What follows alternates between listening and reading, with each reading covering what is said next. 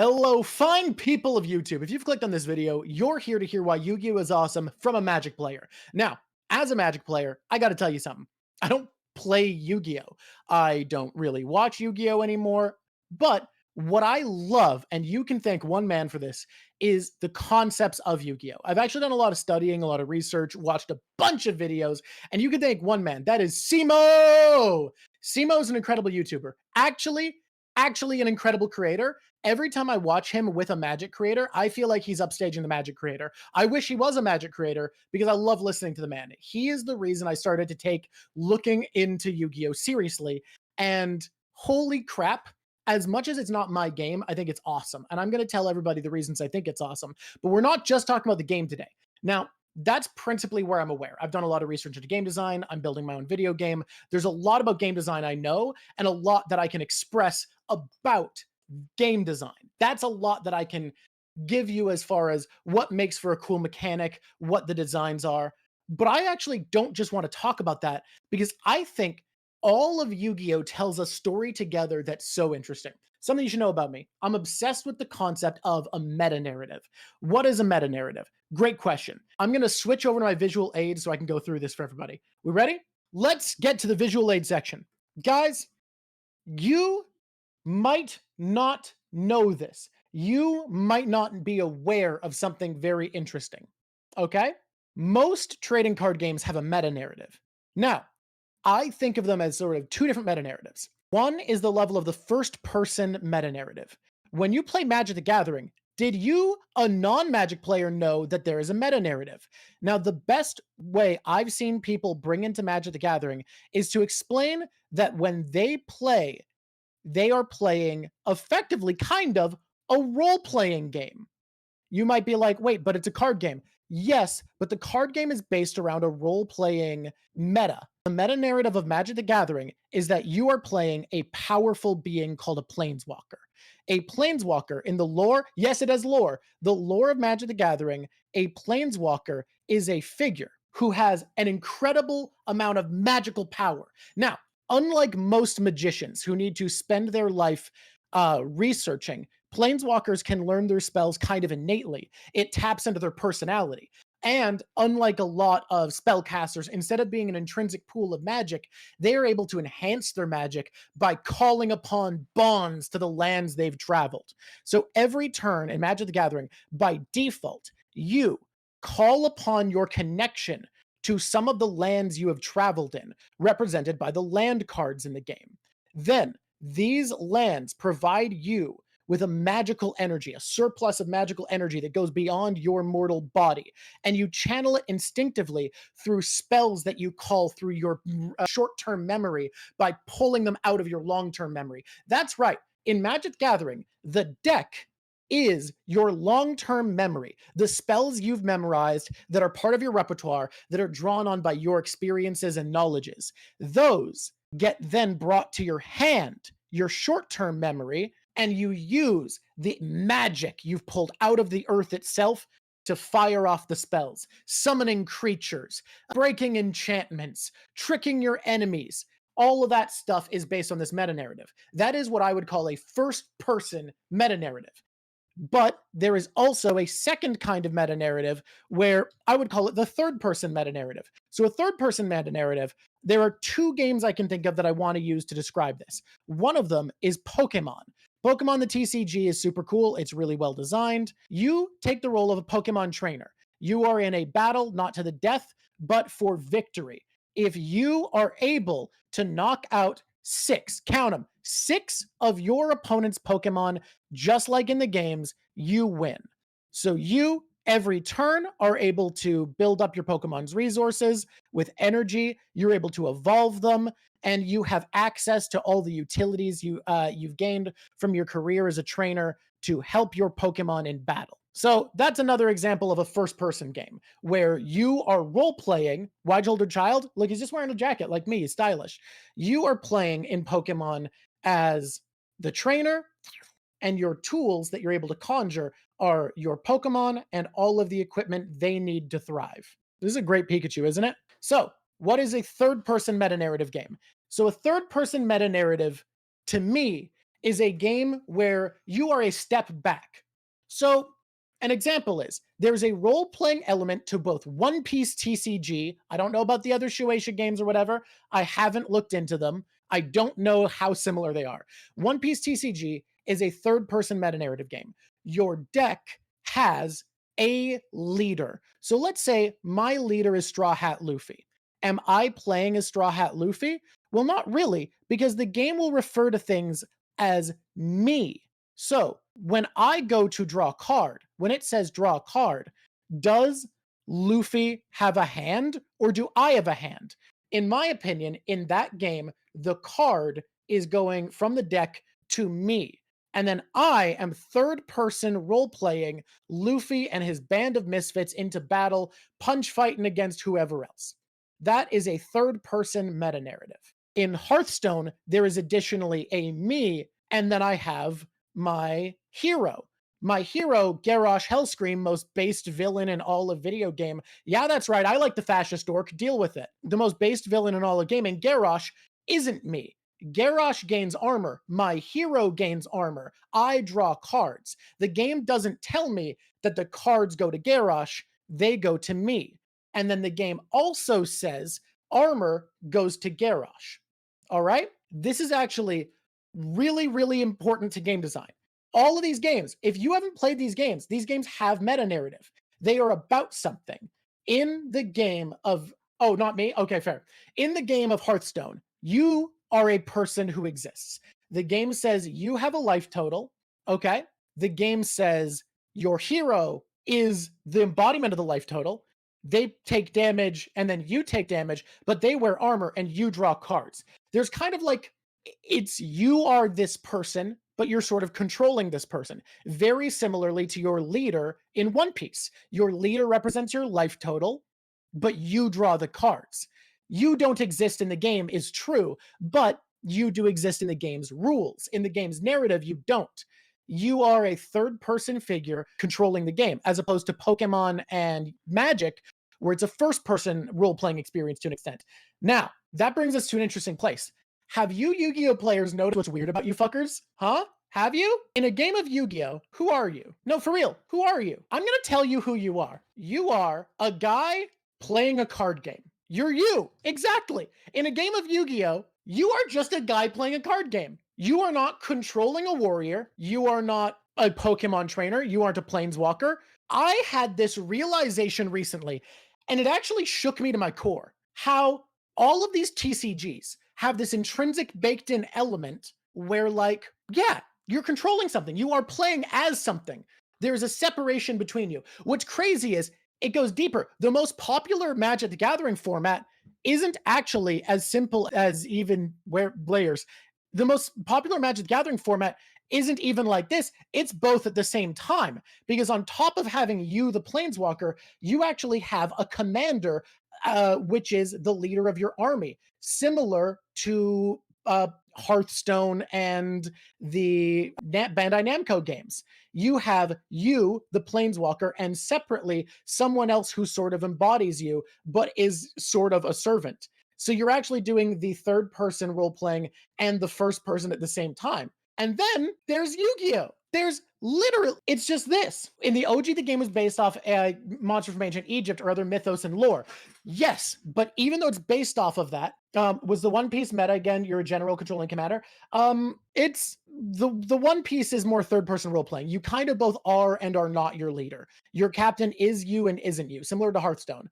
You are separate entities in some rules, and you are the same entity in others. It's tied in. Not just the fans, but judges. Judges created it. Judges created most alternate formats in Magic, though. All right, in Yu-Gi-Oh, because the whole point is that anyone can become the king of games, I'm going to get to that because it's actually way more interesting than that. It's so much more interesting than that. And this is why Yu-Gi-Oh is awesome. What bizarre exception is there? I think the place we go to first from here, I think we start from Yu-Gi-Oh's humble origins. Guys, how did Yu-Gi-Oh begin? You might say an anime if you're dumb, because most of you know that it started with a manga. Because, you know, you're not dumb. You know that anime isn't usually the first thing. Unless you're Dragon Ball, then you've done it like 13 fucking times for some reason. Okay? Badass manga about murder. You are not wrong. It is a badass manga about murder. You might think that Yu-Gi-Oh! Was a manga about we're getting to that, was a manga about card games, and you would be wrong. Yu-Gi-Oh! Originally was made with a purpose. I used to dunk on it. I used to dunk on Yu-Gi-Oh! A lot because I thought it was stupid. Then I learned two things that changed my life. One, a lot of the material was filler and it wasn't in the manga. And then two, what I learned was it was created by a man who had a deep, passionate love for games. He loved sitting down with friends. He loved connecting with someone over a set of dice, over a table and a board, over the stories we could tell, the experiences we could share. He wanted to bring gaming back to Japan. Not video gaming. He felt like video gaming had actually started to hurt tabletop gaming, that people were losing their connection, that they weren't able to sit down and look at each other's eyes. So he wanted to make a manga that would teach people how to love games. The way that he did that was by writing a story about a boy who loved games. His grandpa worked at a game shop, and one day his grandpa was like, "You know what's like a game, boys? Puzzles. Here's puzzle." And he puts the puzzle together, and it has the soul of an evil ancient pharaoh who seeks vengeance upon the world and treats life itself like a game. He uses his magic powers to find people who are abusing systems, cheating at games, hurting people, and punish them in a horrific irony. He challenges to a game, connects with them psychically, and destroys them, either physically, mentally, or spiritually, through the rules of a game. Now, I want to point this out. What's cool here is Yu-Gi-Oh! As it first started in season 0 in the original manga run was about this guy forcing problems that shouldn't be solved with games to be solved with games. He forces games into the world of normal people, imbues them with magic, can't lose because of his magic pharaoh powers, and uses games to solve problems. Now, if you're noticing something interesting there, it's that Yu-Gi-Oh! Eventually becomes a series that's the opposite. It becomes a series that's about problems that already exist without the Pharaoh's imposition, having been chosen to be solved with games by the world around him. This is the meta-narrative of Yu-Gi-Oh! This is where the meta-narrative of Yu-Gi-Oh! Begins. When he started this manga, it was very unsuccessful. Each chapter, each arc was about a new game. It was a new way to show off a game that he loved to the fans to make them fall in love with it. And eventually, the game the Pharaoh chose was a card game based off of Magic the Gathering with simplified rules to be more, and get this, about the game pieces and the movements of game pieces than it was about a meta narrative, than it was about balance. Gone was mana, gone was tempo. Instead, here was monsters being summoned freely, spells being cast freely for drama. And because he used his talents to illustrate charming ass monsters on each of these cards, when fans read this section of manga, they suddenly loved it. Out of nowhere, people loved this manga. But they didn't love it holistically. They specifically loved duel monsters, something that was made to show off how cool Magic the Gathering was. If you ever want to call Yu-Gi-Oh! A Magic ripoff, you're not entirely wrong, because it was built from something that was effectively a Magic parody, but more than a parody, it was built off of something that was meant to highlight how awesome Magic is. Now, Takahashi did not love Magic the Gathering that much. His favorite game was Dungeons and Dragons, which is why at the very end of Yu-Gi-Oh! It switches back to being about Dungeons and Dragons, because in exchange for giving Bandai Namco full control over the Yu-Gi-Oh! Brand from there on out, he made a deal to make the final arc be inspired by his favorite goddamn game, because he likes games to connect. He did die, which is where I learned all this after he died, because I'd made fun of Yu-Gi-Oh! Forever. He wanted to end this by celebrating his game. But let's talk about this meta narrative I'm talking about. When Duel Monsters succeeded, the people who looked at this story about a guy saving the world, not saving the world, solving problems with games, they decided that's not enough. That's not successful. We need to make it about Duel Monsters specifically. This needs to be the only game. So Yu-Gi-Oh! Received a soft reboot. In this reboot, we would focus on Kaiba, the main antagonist of the Duel Monsters arc, as our through line. Kaiba only got brought in really as a consistent character, from what I understand, because he was the one who kind of introduced Duel Monsters as an antagonist. So we keep a lot of the beats of that arc. We start there, we soften it. He died drowning after saving someone? Oh my god, that's fucking incredible. I didn't know that part. Which is actually crazy because his story involves part of the reason that Joey and Yugi became friends was Joey saving Yugi after bullying him to drowning. That's incredible. A US child of a military base? Yeah, that's incredible. Takahashi, you're a real one. Let's talk about this, guys. Let's talk about this meta narrative I'm going off about. In the narrative of the Yu-Gi-Oh manga now, it's suddenly about the Duel Monsters. And to connect this to the ancient Egyptian games idea that he originally had, he now added new lore. The new lore was that these monsters were from ancient Egyptian mythology, but actually far older, that the ancient Egyptians had built a game based off of these monsters that exist in some sort of alternate dimension. And these monsters were channeled through gaming rituals from ages past. And these ancient Egyptian rituals still hold power through powerful items. All right? So that's what this was about. That became the story of Yu-Gi-Oh! The story progresses. We learn about the Pharaoh. I'm not going to spoil all of old Yu-Gi-Oh! You can watch it and skip the filler if you want. But I want to, before we get into the rest of the meta narrative, talk about, hey, you might be like, doesn't this story suck? Isn't this story bad? And I'm going to say, fuck no. You remember it being silly. You remember it being dumb. But I want to tell you something that is going to blow your mind the second you realize I'm right. Guys, part of an action story, part of a story that is fundamentally about action and the actions of characters, okay? One of the most fundamental elements is setting. A bad mangaka would look at his action story and fail to deliver on setting in a meaningful way. It wouldn't be part of the action in a significant way. And I am going to point out something that's going to blow your mind. Guys, you perfectly remember almost every battle arena in Yu-Gi-Oh! At least the canon material. Almost all of the canon material of Yu-Gi-Oh! You remember the battle arenas. Now, why is that? Let me be frank about something, okay? Compare the use of setting in action of Yu-Gi-Oh! And Dragon Ball. When does Dragon Ball use its setting in its action? We have the battle in the dried riverbed. We have the battle with anchors tied around ankles on rooftops where the roof might collapse. We have a battle with saw blades heading towards, a battle on the edge of a castle where Kaiba will fall off from the shock waves of sound effects.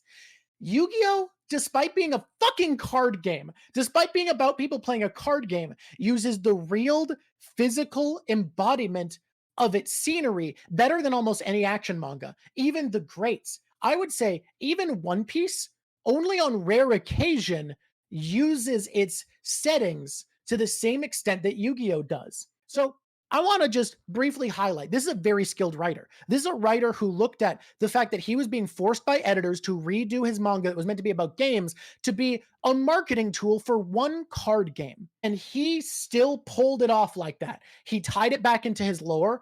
He kept going with most of the story he wanted. He negotiated to finish the way he intended to finish. This is all baller shit, right? But not only that, but the meta narrative blossoms. Let's talk about future Yu-Gi-Oh! Products. Guys, I haven't watched much of GX. I have not watched any of 5Ds. I know about it, but I don't know of it. In Yu-Gi-Oh! GX, there is, and I'm not joking, an island private school that is about teaching people how to play Duel Monsters. Yes, it's called Duel School, okay? In 5Ds, Yu-Gi-Oh! Has advanced to the point that people are playing Yu-Gi-Oh! As a way out of poverty on motorcycles in gladiatorial combat. That's how far gone it is. Yu-Gi-Oh! Has consumed media, has consumed the minds of people so much that it's replaced everything else. It's replaced every other game. Now, in real life, Yu-Gi-Oh! The game, not Duel Monsters, Yu-Gi-Oh! Had brought back face-to-face gaming. Also, and this is actually really important information, you might be thinking it's not important information, but this is really, really important. At one point, The school gets attacked and invaded by a big-tittied Amazonian tiger woman. And that's actually really, really important information that people need to know if they're going to understand what Yu-Gi-Oh! GX is about. Why is this relevant? In real life, he succeeded. Takahashi actually goddamn succeeded. Tabletop gaming, face-to-face gaming, as last I checked, it could have changed, is bigger in Japan than anywhere else in the world. Not only did he bring it back, but he brought back the marketing and the creation of trading card game products in Japan. Duel Masters, Magic became more popular, Pokemon, One Piece. Japan has more products geared towards this kind of gaming than the rest of the world does. It's a frequent tie-in and they're well-produced products. There is a huge, huge market for it. Yu-Gi-Oh! Succeeded. It took over the industry. It's this huge product that people are obsessed with. It's taken over. Okay? He fucking did it, man. Sure, he had to tell the story differently, but the story wasn't made for the story. The story of Yu-Gi-Oh! Was made to make people realize that playing games are awesome. Yes, he is. You could 100% put the current TCG craze on Yu-Gi-Oh! TCGs being as big as they are is this man's responsibility. Fucking proud of this guy. And the story's still good. If you cut out the filler from the original run of the series, if you just read the manga, it's really fucking good. I've heard 5Ds is great too. But the meta narrative is deeper. We must go deeper.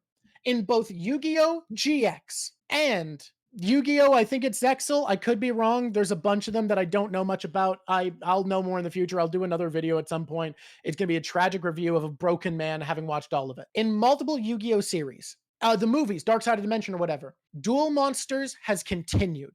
These ancient gods that it's attached to have corrupted and infected further and further, spreading as a memetic infection. We're talking an SCP level memetic infection, multiversal threat, causing people to build ethical systems where they are more and more driven to produce more and more extravagant materials to greater threat and in greater economic consequence, celebrate these fucking monsters. Yu-Gi-Oh! As a property, as an anime property, Yu-Gi-Oh! Is about itself. Yu-Gi-Oh! Is about an idea of monsters on cards being so memetically powerful that, like a sickness, like a rot, it infects society and takes over its host. It drives people to become more and more obsessed with it. Yu-Gi-Oh! Is about itself. Did he succeed? Yeah, but kind of at the cost that a lot of other games have been replaced with this game that was built to be referential to gaming itself. In that, there is a potent meta-narrative for the Yu-Gi-Oh! Anime, that it is about its own success. It is about this corrupting growth where it takes over culture, where it implants itself and is built to become popular. It is built to be built. That is why it was made. The Yu-Gi-Oh! Property originally, the storytelling only existed for the sake, after the reboot, of Duel Monsters, of pushing this card game. I think that's rad. I think that's awesome. How cool can you get? But it gets better. I've come to realize something. Yu-Gi-Oh! Players, do you know what your card game does that no other game I've seen does? Very few, at least. I know there's like one in Hearthstone. What does your game do that's special? Now, there's a few things. So I'm going to go off on a tangent briefly about a lot of the things Yu-Gi-Oh! Does that's different, and they're all going to tie in to one fundamental concept. Guys, we're going to start with one of the most esoteric and difficult to understand ones. Okay, guys? No mana. We mentioned Pokemon earlier. In Pokemon, you build up an energy base that you attach to your critters. They gain more energy, they can use more abilities. In One Piece, you build up Dawn. And because it's meant to be a game about combat before anything else, Dawn can be used to play your cards, or alternatively, to buff up the attack power of your attacking characters so that you're able to go into combat using your mana system. Every turn you build up Dawn. Hearthstone, with again, Fascist Orc, who's the best villain in gaming, fight me, Grimgore for life. You build up mana every turn. And Magic the Gathering, again, you play your lands, you build a communion with the worlds you have visited, and you cast your spells with it. Yu-Gi-Oh! Does no such thing. Let's talk about other things that are unique to Yu-Gi-Oh! Because there's another one that I think is interesting. Pokemon, I don't know the core mechanics well enough to be certain. But from what I've been able to understand, Pokemon largely because of its meta narrative, references game pieces a bit non-specifically. You know, multiple types of energy, multiple of each Pokemon, and they all kind of reference as the same thing. Every Blastoise is the same unless it's a Blastoise GX. The one that I know the most about is the one I can talk about the most at this point. Magic the Gathering is interesting. Magic the Gathering's game pieces are highly non-specific. The game pieces in Magic the Gathering reference their rules text, but the game, and this is going to sound really interesting. This is going to sound, sorry, really interesting. This is going to sound really hard to understand, incomprehensible. In Magic the Gathering, they reference their own rules text, but if you temporarily remove a card from play in Magic and then have it reappear, according to the game's own logic system, that is not the same card. The card references its rules, but becomes a new game object when it disappears and reappears. Yu-Gi-Oh! Has a bit more memory to it. It's able to engage with its cards as specific game pieces. It can reference like, hey, this card, across all instances of this card, you can only activate this ability twice per turn. Yu-Gi-Oh! By doing that, means it references its game pieces as specific game pieces. On top of that, there are Yu-Gi-Oh! Cards that say, and this is real. This card's name isn't its name. This is real. This is real. I know if you're playing another game, that sounds stupid. But Yu-Gi-Oh! Has multiple cards that are meant to be upgrades of past cards. Legendary Ocean? Nope. Cyber Heartbeat? Nope. Pissed Off Blue Eyes White Dragon? Nope. If you want to know that Yu-Gi-Oh! References its game pieces specifically, first thing you should know is that Yu-Gi-Oh! Doesn't post official PNGs, which is actually a nightmare. You have to get scans of everything. Look at this. Look at this shit. This is insane. This is wild. If you play another card game, you look at this and it's fucking crazy. Nonsense. Nonsense. I know Yu-Gi-Oh! Players don't find this nonsense, but Yu-Gi-Oh!, right, just does that. It just does it. That's an effect. Yes, an effect is my name is different. Yep, I am aware. I am aware of the Legendary Ocean. For people who don't know, they made an upgraded Umi called Legendary Ocean, whose rules texts say, my name is always treated as Umi, so that it works with Umi support. Umi means ocean. But then they made another card that I don't know about Lorcana. I know Lorcana is its own thing. They made another card, right? They made another card called Deep Sea Warrior that can search for Legendary Ocean, and they had to errata it because Legendary Ocean's name is never Legendary Ocean. Are we ready for what this spells out? The meta narrative of Yu-Gi-Oh! Is games, because there's one other thing that's special about Yu-Gi-Oh! Yu-Gi-Oh! Has cards with cards, and it's got a fuck of a lot of them. There are so many goddamn cards in this godforsaken game that for some reason draw cards on them. Now, you might say, that's kind of cute, but I want you to think about it. From what I've seen of the other games, they all do this to an incredibly, you're right. They all do this to some extent, but it's rare. No. Yu-Gi-Oh! Cards exist on Yu-Gi-Oh! Cards all the time. It is a pretty regular thing for there to just be cards on these cards. That is what brings me to my realization of the thing that makes Yu-Gi-Oh! As awesome as it is and as unique as it is in the gaming market. It is that Yu-Gi-Oh! Is fundamentally not a game about Pokemon or about a warrior clashing. Did you guys know, Yu-Gi-Oh! Players might not know this, did you guys know that other game companies, other TCGs try really hard to have effects, and this is crazy, that feel relevant to the art and name of the monster? You might think that's wild, but for the most part, the cards that Garrosh Hellscream has in his deck have an effect that feels relevant to its text. Okay? Now, this is crazy. A lot of the time, that's the case in One Piece. Pokemon actually also tries this. Magic the Gathering has been known to. What I find enchanting about Yu-Gi-Oh! Is that a ton of the cards in Yu-Gi-Oh! Have effects that feel entirely agnostic, 100% agnostic to what the card metatextually is. I'll give you an example. Robin Goblin. Antithetical. I might mean something. No, I mean agnostic. It's not antithetical. Antithetical would be it avoids it. It's agnostic. It kind of thinks there's a suggestion of something. There's a few examples of Yu-Gi-Oh! Cards that feel like they match. Guys, This isn't a monster. Robin Goblin is a trap. I don't know if you know this. Most games, goblins wouldn't be a trap or a spell. They'd be a creature. Each time a monster you control inflicts battle damage to your opponent discards a random card.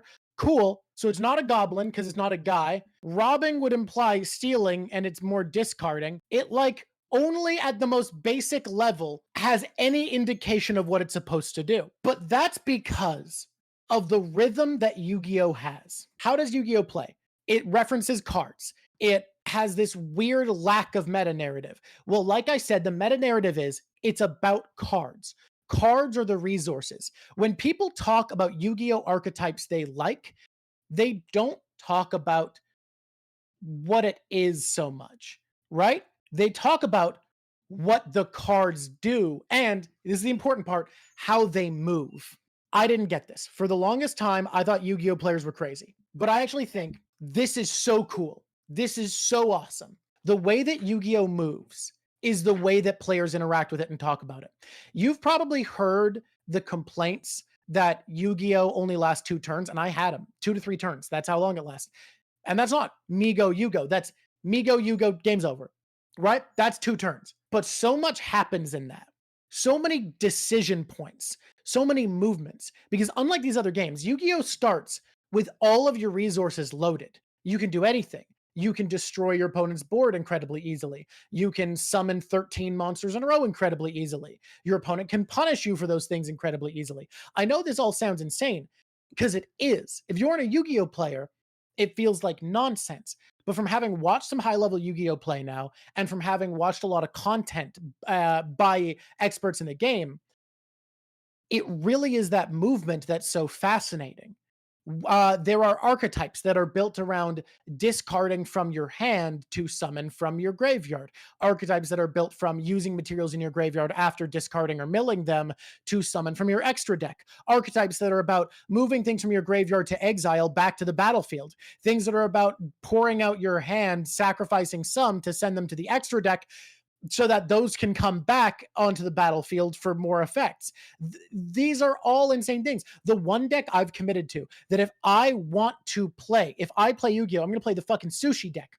One of the mechanics in the sushi deck is to play a card called Order Up, where your opponent has to pick which of your cards in your archetype you search for and put in your hand. The monsters that are spells and traps is whatever. If you're a Magic player, you're well acquainted to multi-typal creatures. That's nothing new. What's new is that the mechanics aren't about synergies along the lines of I'm going to play a deck that focuses on putting armor on my hero, or I'm going to focus on moving towards an infinite combo. It's archetypes that are built around this is the way my cards move. This is the dance my game pieces perform.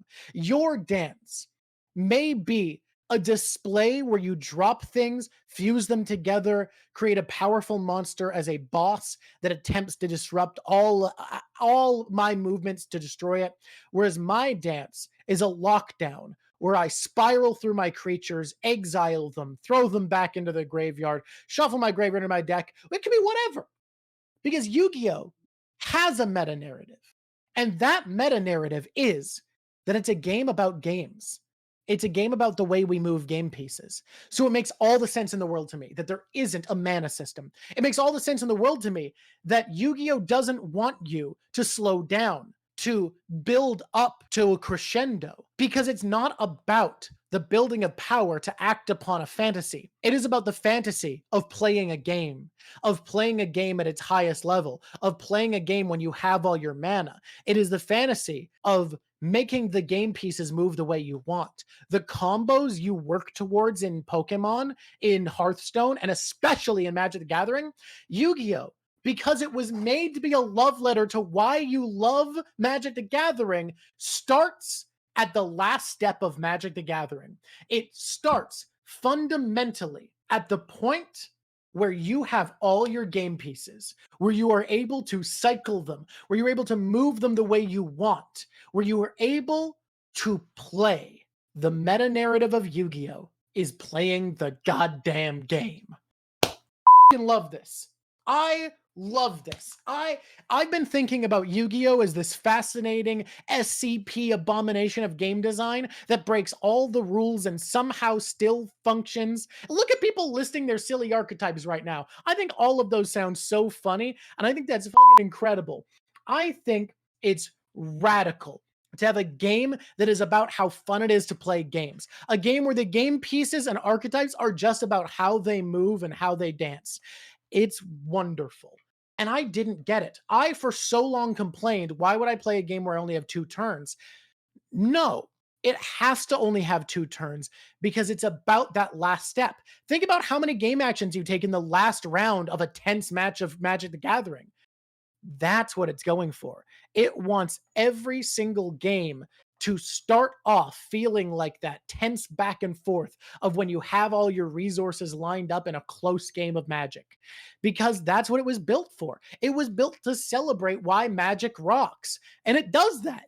I think the baseline of Yu-Gi-Oh is what the goal of Magic feels like. And that doesn't mean it's for me, but that does mean it's for a lot of people. And I think that's really fucking rad. Yu-Gi-Oh players, I want to know, Yu-Gi-Oh players, do you feel as though I've done a good job at explaining why your game is awesome? And non-Yu-Gi-Oh players, do you think I've given you a new appreciation for what it's trying to do and what's so cool about it? Because that was my goal. That's what I wanted. I wanted a little bit of that joy of what Yu-Gi-Oh is to come through. We're saying, yes, this is good. This is good. Yeah, it's not my game. It's not for me. I'll try the sushi deck. I'll buy the sushi deck. I'll see how I feel. Isn't it wild how people complain about cards that need to be banned because they're generic and want even less generic cards? I can't speak too much to that because I don't know enough about Yu-Gi-Oh from the beginning. Here's where I'm at. Pendulum summoning just it feels like I had an observation about it the other day when I was thinking about it that I felt was very intelligent, but I've lost it, and it was for the better and the worse. What CGB pointed out is it's kind of like or it's kind of like Yu-Gi-Oh's version of mana cheating to an extent, which I think is neat. It also gets at something I like from Magic, which is modal cards. I love cards where you decide how to play them, which I think is really cool. It also gives you cards that are good in one circumstance and bad in another. There's a lot of things that I think Pendulum Summoning has cool as a goal, but I don't know, man. I'm not going to worry about it. I'm going to buy my sushi deck at some point. Icy Knives, I want to address this. Isn't card advantage key to every card game? Yes and no. Every card game, card advantage matters to a different extent. I would say, two parts. It's where I pulled some of my info. I've done research otherwise. I've watched all of their videos together. They have great chemistry. Simo's an incredible YouTuber. But I've watched some of Simo's competitive gameplay. I've watched Card Market Yu-Gi-Oh a lot. I've just done some research on my own. I've watched some high-end games. I browsed the Yu-Gi-Oh subreddit to get an idea for what the culture is like. So it's not just there. That's probably hour-wise who I've watched the most of to get this information and make my observations from. But not just that. Anyways, card advantage is important to every card game, yes, but the amount that it matters is incredibly different game to game. I would say card advantage matters far, far the fuck less in Pokemon. Why is that? Well, that's because cards that say dump your hand, draw 7 are a staple of Pokemon. Pokemon lets you churn through cards on the regular. Pokemon doesn't care if you draw a fucking card. Pokemon wants you to draw 13 cards by the end of your turn. Pokemon wants you to never not have a card. That is an incredible asset to Pokemon that they don't need to give a shit.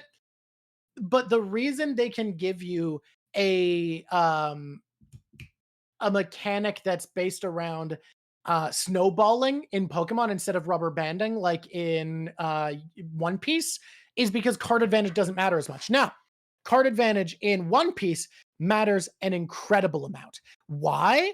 Well, because you can dump your hands out. You dump your hand out for counters in defense to buff up your board to keep your guys alive. The fact that you can dump your hand to power up your creatures makes card advantage basically every game of One Piece, and I've only played about 4 or 5 games of One Piece, but every game of One Piece I've played boiled down to card advantage.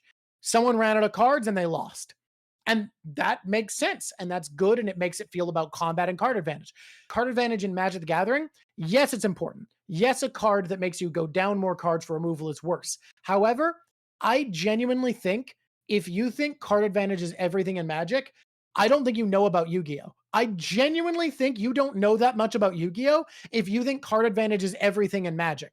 Because in Yu-Gi-Oh!, remember, the only resource is game pieces. That is it. That is the resource of the game. There is nothing else. There is no ephemeral floating mana pool. There is no generating mana over turn.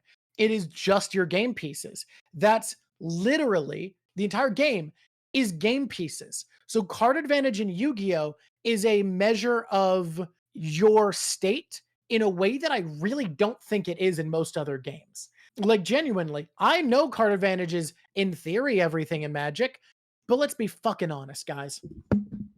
The red player can play out your hand and your blue ass is fucking dead. Red player didn't need to draw cards. You died in 3 turns. Get good, motherfucker. Card advantage is important in Magic, but it's not the entire core of the game. Exactly. Exactly. Anyone who's telling me, you think card advantage isn't that important in Magic compared to Yu-Gi-Oh? Fuck no. Fuck no, card advantage isn't that important in Magic compared to Yu-Gi-Oh. Literally, all you have in Yu-Gi-Oh is cards. Like, and I know you say, well, all you having is cards in Magic. No, no, no, motherfucker. You can have a card that makes more mana than another card. It basically is worth multiple lands in the right circumstance. You can have cards that you cast for free. You can have cards that you cheat out. You can bypass card advantage. You can just go so fast that it doesn't matter. Red deck wins for life, motherfuckers. I meant to, yeah, no, I did. Which one? Spider-Man. Yeah, you've never truly experienced running out of gas, so you played Yu-Gi-Oh? Oh, man. So playing Duel Links, I didn't, obviously, like I said, I stopped after Pendulum, so I didn't get that high. But the feeling of running out of gas in Yu-Gi-Oh, although, can I say, Yu-Gi-Oh provides one of the most interesting examples, one of the most interesting game states I have ever, it is dice rolling barely. Dice rolling's fake in Yu-Gi-Oh. From what I understand, like, the cards that roll dice are only good like, there was a card that rolled dice as one of its key abilities, and they specifically play it in a deck where you turn off creature abilities and just use it as a beater. I don't know what the other dice card is. I only know about Snipe Hunt. Oh yeah, the really interesting game state Yu-Gi-Oh can create, because it's about moving game pieces at lightning pace, but it's also about picking the right moments to stop your opponent. One of the things that is most interesting in Yu-Gi-Oh is what it becomes when both players have played the right interaction and they've both run out of gas, and it suddenly becomes this slap fight scramble for a board state. God damn. Like, I used to make fun of Yu-Gi-Oh and say, I don't think a card game is cool if its most interesting game state only comes about from failure. And that's when I realized both people running out of gas isn't failure. That's both players succeeding and playing out of their fucking minds. That is cool. What the fuck was I smoking? That's amazing. The idea that out of nowhere, the game about taking a million game actions becomes a struggle, becomes a tired boxing match where they're leaning on each other for breath. That's radical. Never mind. I take it back, Yu-Gi-Oh! It's actually radical that your most interesting game states come about from this perfect play that leads to both players tumbling out exactly. Yeah, it's great when both players do the best ability to play at lightning speed, only be dragged into a 40-minute back and forth trying to maintain a board in the first few until opponent dead draws. It's so good. It's actually great. It's actually great. It's actually great. Yu-Gi-Oh! I take it back. You're awesome. Okay, y'all, thank you for being here. Oh, that was so much fucking fun. I loved this. I loved this whole combo. It was just great. I hope everyone enjoyed it. If you're watching on YouTube, hey, like and subscribe, buddy. If you like this content, I make content. I'm going to be back. I'm going to be making more stuff, doing more drawings. Normally I draw more, but this is a speech video. You get how it is. Come on, like and subscribe. Tell your friends about it. Or if your mind was changed, or if you feel well represented as a Yu-Gi-Oh fan, let me know in the comments below. And otherwise, until next time, it's been lovely drawing to you. Bye.